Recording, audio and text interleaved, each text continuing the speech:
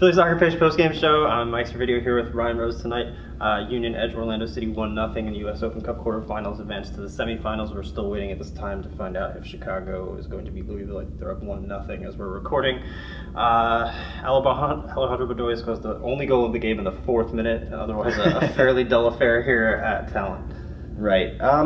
Well, there were quite a few opportunities, right? So I guess we can find excitement in that. 19 shots on the night for Philadelphia. So that's a good stat, although 1 out of 19, not so great. I will say in the first half, I think their press worked incredibly. Yeah. A lot of opportunities created because Orlando messed up under pressure, which is great. Second half, a little bit of a different story.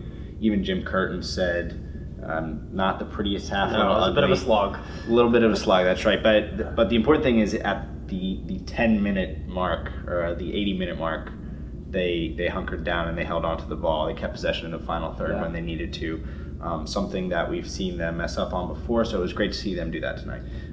Let's talk a little bit more about the first half. They do get the goal in the 4th minute, and then a couple of really good opportunities to get that second goal. I think Bork Dishkel missed 3 on his own. Right. It almost felt like one of those nights where that might come back to haunt the Union, but it didn't. So, should we just be grateful that it went that way? Well, we should definitely be grateful. We should definitely be grateful. They're on to the semifinals. You got to be happy for that.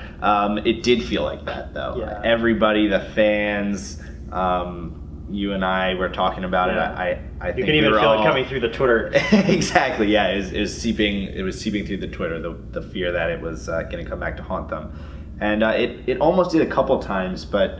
Andre Blake was there, and we got to give it up to McTrusty, right? Austin Trusty. Terrific effort from the Union center backs tonight. I thought Dom Dwyer was hardly an influence on the game. I thought Mark McKenzie was particularly strong. I think Jim Curtin came out and said in his post-game press conference, guys playing beyond their years. Absolutely, both 19 years old, both out of the academy. Austin Trusty, I thought, had a good game. Jim commented on it a little bit. But I thought he had a good game offensively. You know, he passed the ball through the lines. Yeah, that was great. And then McKenzie's, it's not easy to go 1v1 against Dom Dwyer, one of the best strikers in the league. You know, before the game, you and I are putting out our post-game or our score predictions. I had Orlando scoring 1 just because you had Dom Dwyer going against 2 19-year-olds. But McKenzie shut him down the whole game. It was great. Yeah. Talk a little bit about the striker position because it's been a little bit of a revolving door over the last couple of weeks. Corey Burke gets to start tonight. Not a lot of chances for the rookie striker. CJ Spog replaced him in, I think, what was about the 70th minute or so, 65th, somewhere in that range. 70, yeah, something like that. I don't think anybody made a bigger claim for that role tonight, do you?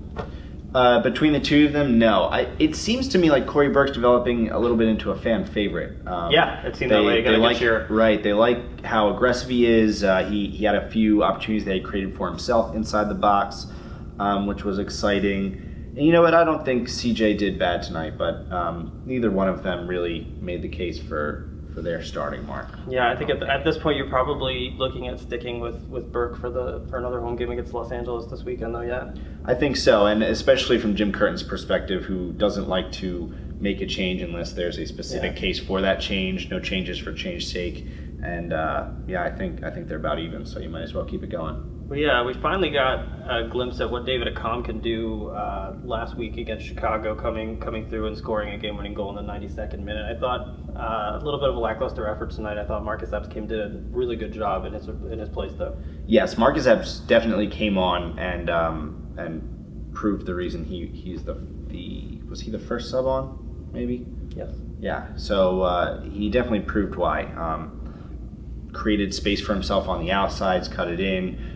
Played some great balls in. In regards to David Accam, my God, is he fast. But it doesn't matter if at the end of that speed, nothing gets created. I think it's there.